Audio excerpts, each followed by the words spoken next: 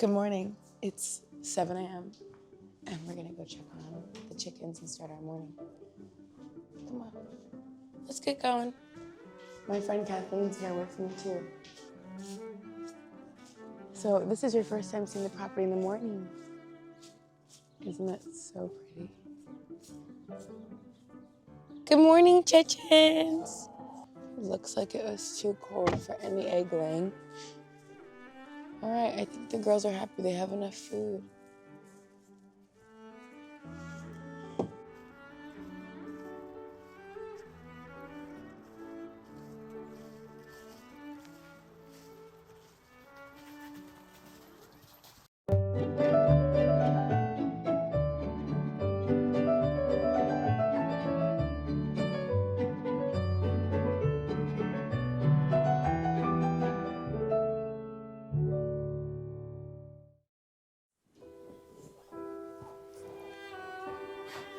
Okay, here's yours. Thank you. You're welcome. It's really hot. Cool. Sorry. Oh, it's great. It smells good. Doesn't it smell good? It's Yeah. market spice from Seattle. Thank you for coming all the way out to New York. My from pleasure. Seattle. I'm so happy to be here. So guys, this is Kathleen. This is my best friend Gabby's mom, and I've known you my whole life. No, it's not gonna work, bud. And I've known Kathleen my whole life. And my whole growing up, you guys can't see this, and she's very modest, but her house is amazing. And that is because she's an interior designer and her husband is a contractor. So I've watched your entire house come together. And what year was your house built? 1907. 1907. So you have experience with historic homes, and of course you're an interior designer, so you've worked on so many different houses. But my favorite house ever is yours. And so I always joke that if I ever had the opportunity to actually renovate a house, I'd hire Kathleen. And here we are. I'm so excited. And she agreed to be on the show and then kind of take you through it. So the thing about the house that I want to make sure we state from the very beginning is we're not tearing down or renovating the historic side of the house, but the kitchen was done in 1992. And you can tell, it looks like it was done in 1992. The kitchen portion of the house is a build-on, and we have all the blueprints. The blueprints are from 1989. It was completed in 1992. And this is an entire build-on. So none of the stuff that we're looking at completely designing and tearing down are historic at all. They're as old as my husband. So I don't mind, I don't mind like just going in, because I don't think that this kitchen at all matches like the vibe of the rest of the house. Yeah. You walk in and it feels out of place. My ultimate goal is that we create a kitchen that is luxurious and warm and happy, but also not modern. I want it to flow with the rusticness of the rest of the house. And you can still have all of those modern amenities and the things that make life easier, especially since your husband loves to cook. I think that's what he loves so much about the space, is just the way it functions. Yeah. And because it does function for him. You know, it's got a gas top, cooktop. It's got a lot of space to move around. It has a little prep sink. It has a full sink. So coming from the city where you had galley kitchens, this probably feels luxurious, even though the finishes aren't in keeping with the rest of the house. Yeah, yeah. Whenever you're working with an interior design client, and for anyone watching who wants to renovate a kitchen or renovate a specific room and do more than just painting, what do you think, I don't know, what would be one or two kitchen must-haves that you would want to put in almost any kitchen you do? Well, it depends on your lifestyle. Do you eat out a lot? Do you cook a lot? Right. For me, I cook a lot. Your husband cooks a lot. For me, I don't cook. Ever. And she's being so sweet by not saying that. I don't cook, and it's fine. My husband does though. So yeah, this is for my husband. Go ahead. The most important piece to me in a kitchen is going to be the range and then the flow. And I'm sure you've heard the term kitchen triangle. Yeah. So that really is about the refrigerator, the sink, and the oven. And the idea is their ideal is when they're in a triangle. Is that just for efficiency? Exactly, for efficiency, because you're moving from one to the other, and then there are little things like the pot filler that is more of a kind of a luxurious add-on. And again, if you cook, again, if you're boiling a lobster or you're making a huge pot of spaghetti, carrying a big, large pot That's what all the way over to the, if you have the strength, or if you can, you know, like you have to fill these giant pots in order to seal the jars. In almost every kitchen that's a new build, I would impress upon the chef of the house to install a pot filler. Yeah, so you're a big fan of pot fillers. I am. You're a big fan of them. The kitchen is my least favorite room in the house. I know a lot of you guys love the blue and the teal. Shut up! I hate it. Doesn't matter. I don't like it. I don't know why you guys, a lot of people were like, keep the teal. What? What are you doing? Are you guys watching this on LSD? Stop that. I do not want it to be teal. So it's my least favorite room in the house. I feel like I put so much effort into other sitting rooms, and yet I find all of us end up standing in the kitchen and talking no matter what. And so I'm like, I really want to spend, and like I want this to be a room that I also enjoy being in, because my guests end up in there anyway. And My we want to kitchen- keep, your kitchen, we always end up in your kitchen. And it's unfinished. And we always end up in your kitchen at your house. It's a construction zone, and that's where everybody stands. And another reason why I didn't just choose to work with you because I love you, I chose to work with you because I've seen your work, and I'm like, oh, I want to live in this. And one thing you do really well is blending the old and the new, which I think is really hard to do well. As we can see, this kitchen is not a good blend of old and new. Right. So one thing you suggested, we're on the historic side of the house now, so no big demo in here, but we just want to add. I was thinking of doing paneling in this room, and you had a really good suggestion for molding. What is it called, crown molding? So it's basically the same thing that you're doing on your walls that you did in your dining room when you're creating these framework, these boxes. Because the ceiling height didn't allow for a really nice crown mold because of the height of the windows, the idea would be to put in a little bit thicker or a little more ornate trim along that, but then continue it onto the ceiling with some decorative molding. Cool. And it creates a lot more interest. And because this is basically a rectangle room, except for the pop out, it would be super simple. It would add a lot of interest to the room. Absolutely. And Kathleen, you support my want to make this room white. I know you guys are gonna friggin' lose your minds. Let me have one white room in my house. I want it to be white. The green does not make me happy. Sorry about it. And then another thing, I'm seeing a lot of people when they put in drapes, they're putting them in really high now. Do you agree with that? I do agree with that. I absolutely do. It brings the ceiling height up. So if I was gonna put drapes in on this house, now the only thing is we're working with, this is lath and plaster, and so hard. It is very hard. Can I put the drapes into the wood here? Absolutely, Like a especially rod? if you bring that trim mold down a little bit and integrate it into the frame around the window. And then I would just make your curtain rod right into the frame of the window. It's gonna make things a lot simpler for you. Lath and plaster over time is not gonna probably hold the weight of the curtains. Yeah, so we should try to use the wood as much as we can. I'm not gonna do too much to this room because I do think she's really beautiful. I think she just needs a little bit of extra insulation and some consistent paint. And I love your idea for the molding. So we're gonna come back to that. Thank you so much for that advice. So these are the plans that I actually got from the town. And this is what they submitted when they built on this entire portion of the house in 1992. Which, this is so cool. It blows my mind. It looks like they went through a couple different ideas when divvying up this space, and they had to keep everything in keeping with the original house. And so I think that's why they did some of these dormers and some of this different stuff. And then you get this little kind of odd wall to, make it happen again. Yeah. And they made some changes as they were probably progressing along. You can see that you kept saying, why'd they call that a mudroom when it's just a hall? But you can see in this set of plans, they actually did have a mudroom. Damn, why didn't they give me the mudroom? If we're gonna renovate this space, none of the way it's been carved, that matters at all.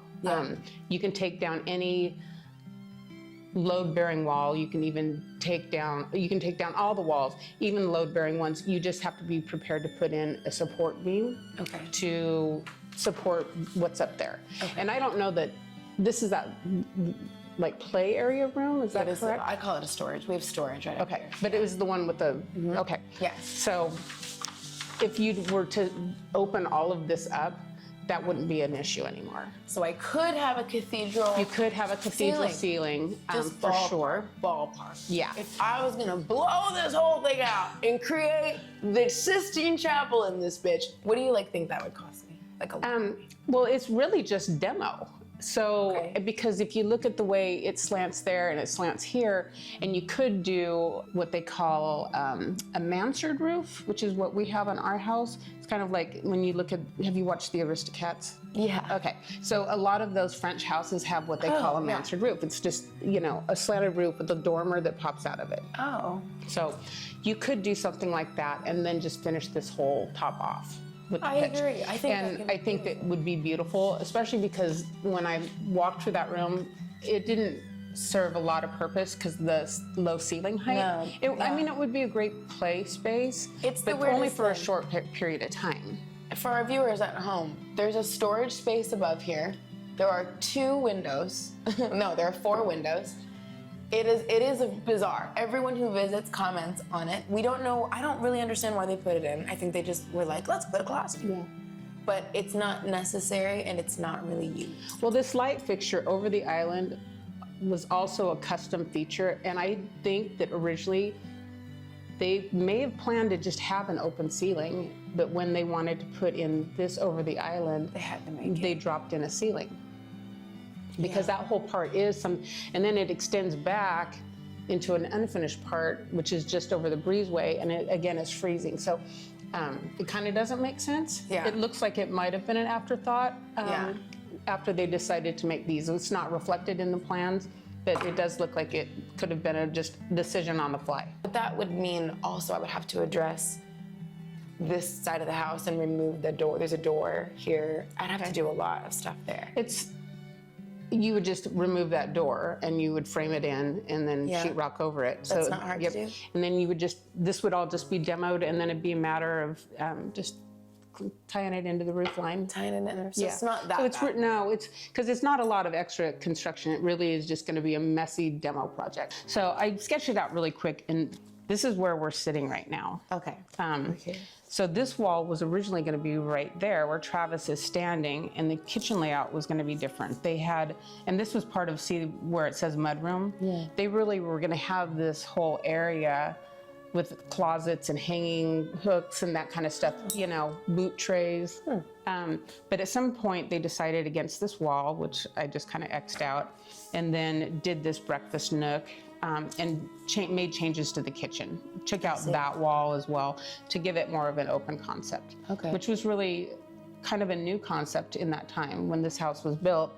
And they, in effect, they achieved it, but they didn't tie anything from what they were doing in here back to the historic part of the house. So it does feel like an add-on. It's really weird. I want a space where while Alec is cooking, we can keep him company. And I want to have lots of people here, all my family, people here all the time. And I'd like to have a space that people enjoy being. However, I don't necessarily think that means that I need to have seating over here. Yeah, I agree.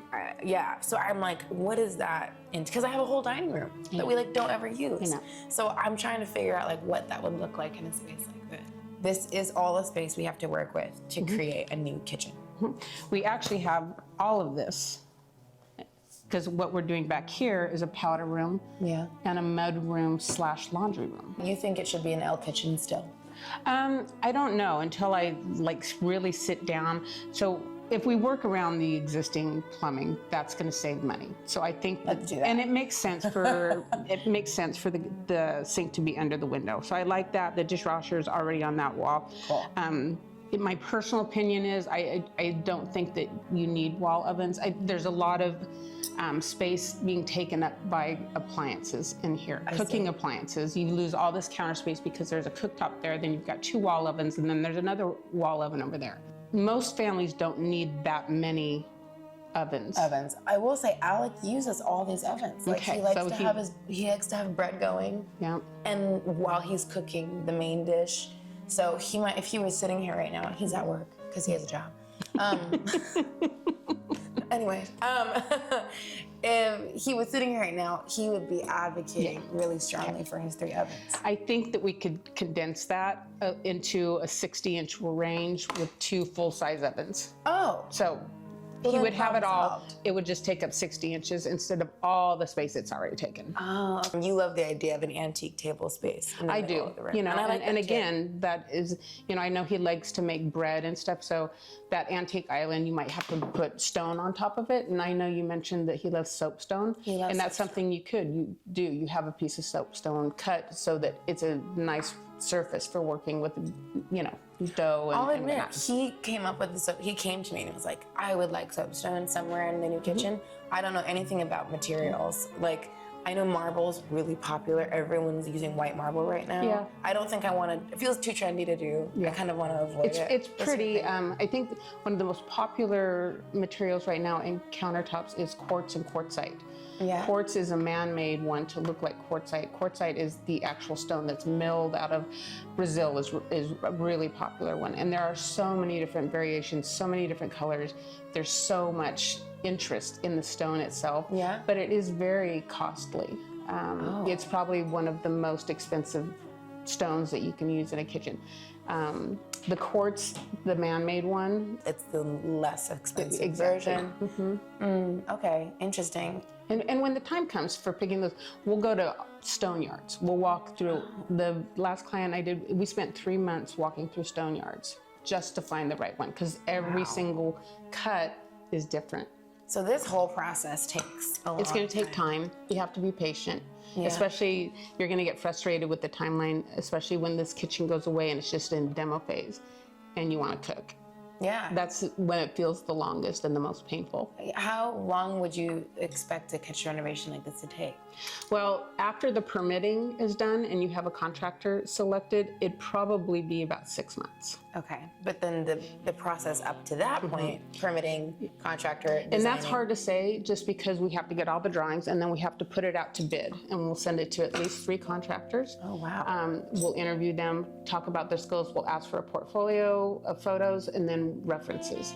And then they will put together an estimate for you. And then based on how you're feeling about each one's skill set and the estimates, then we'll move from there. And we'll want to check out references, because if they're historically known for going over budget and they come in with a low number, that's not going to help you down the line. So yeah.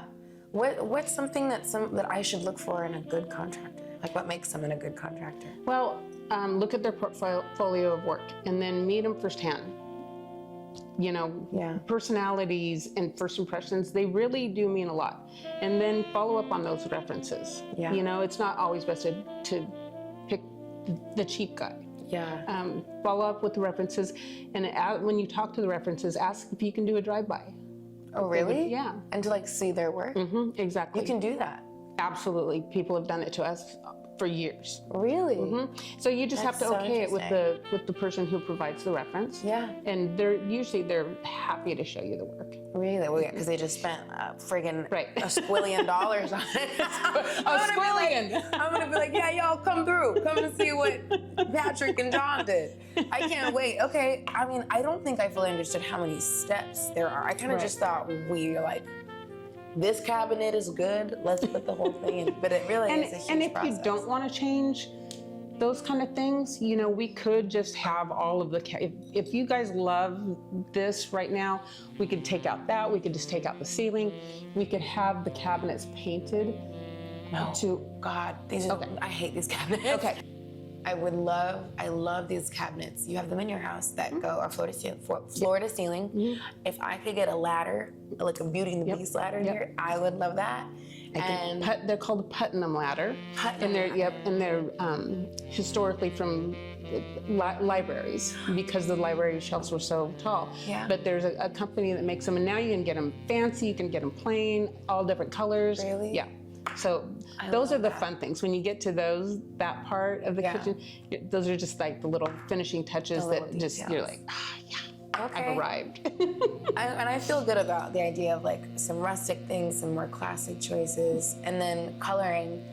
You were mentioning, everybody likes to do everything in white. I don't necessarily want to have an entirely bright white kitchen, but you were also saying that the lighting affects the color choices that you would make. seeing this is what the lighting is like almost all day, what would you do? The lighting in here is incredible, and if you open up that, it's going to be even brighter. I would do a warm toned wood, or even go so bold as a black. Black, like cabinets and stuff?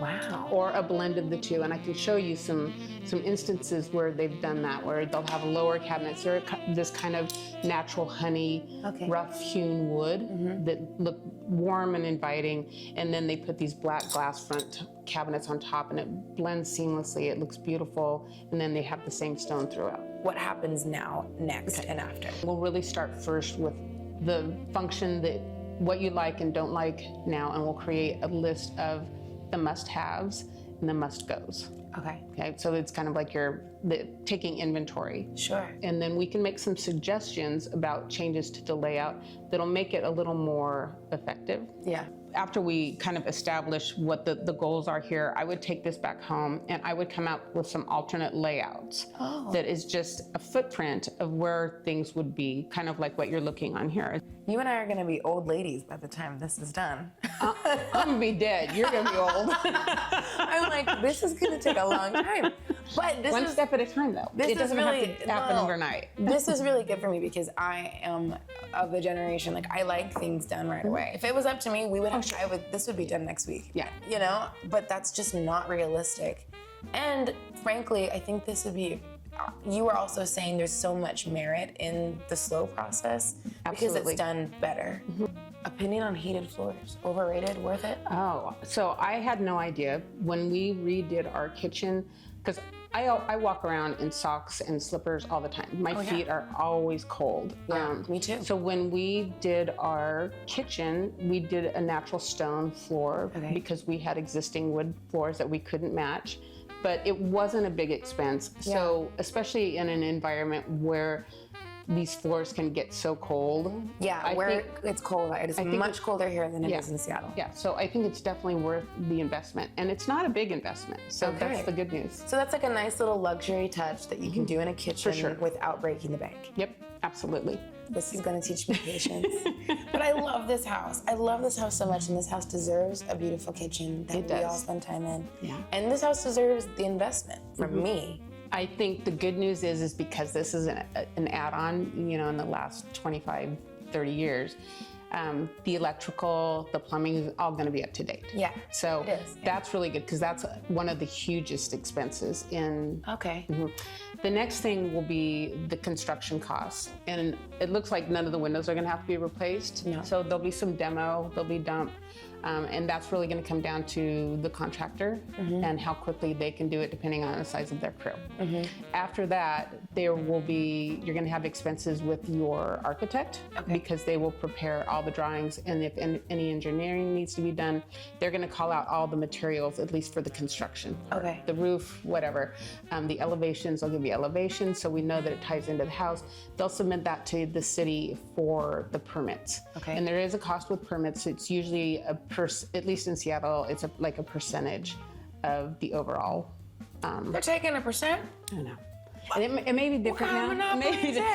So you usually plan on a few $1,000s for that. So it's not huge. No, but that's annoying. Yeah, it is.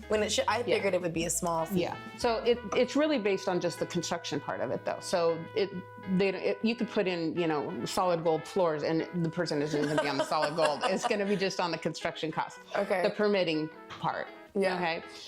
Where the big wild cards will be, and this is where you have a lot more freedom, is in the appliances. And you can go with like some of these appliances that are made by companies like Frigidaire or LG that make really beautiful products, high quality products that come close to the aesthetic you want without going down the Sub-Zero Wolf. And Sub-Zero Wolf is like the most high end. Right up there, yeah, for sure. Yeah. Okay. I would say, knowing me, I'm a humble gal. I would rather have a beautiful space with quality items that will last, and then not have the top of the line appliance. And we're going to do some thrifting. And I'm so excited to go thrifting. And antiquing. And you're the queen of the thrift. Yeah. I am the queen of the thrift. So there's no shame in a thrift or an antique. I mean, we love an antique, and I want to put some antique pieces into this kitchen. And I already showed you there's an antique chest in there that I'd love to build in. So I guess that's things that you'll go away and sketch me some options, and then we would just talk about those options. And then once we find a version that I'm most excited about, we would then take that and find an architect, and they would make something like this. Yes, exactly. And then that's when it goes to permitting. Yes. Okay. And it either gets approved or not, but generally, if it's submitted by an architect, it will get approved. What happens after it gets approved is we put it out to 3 contractors. Oh, the bid thing. The bid thing. So that's when we put it out to, and simultaneously we can be starting to look at materials and whatnot. So next thing is we're going to select a contractor through a series of interviews, get their estimates, get their references, and make a decision. Yeah. And then we will figure out what their timeline is for all of that. And then we'll get started on the fun stuff. One thing I'm really excited to do with you tomorrow is go to one of my favorite antique warehouses in the Hudson Valley, and I just can't wait. Even if we find something great, I'll invest in it and put it in storage. Yeah. But if we don't, I would just love to listen to how you pick at things and are like, this is what this could be. I'm still learning how to antique, but I love doing it. So you're the queen. I'm excited to learn from you. I'm excited to go. I wish I didn't live so far away, because if I find something, I'm gonna have a big problem. I know, seriously. He will start looking at New York. I'll put it in your storage so the next time I drive out and I can take my haul home.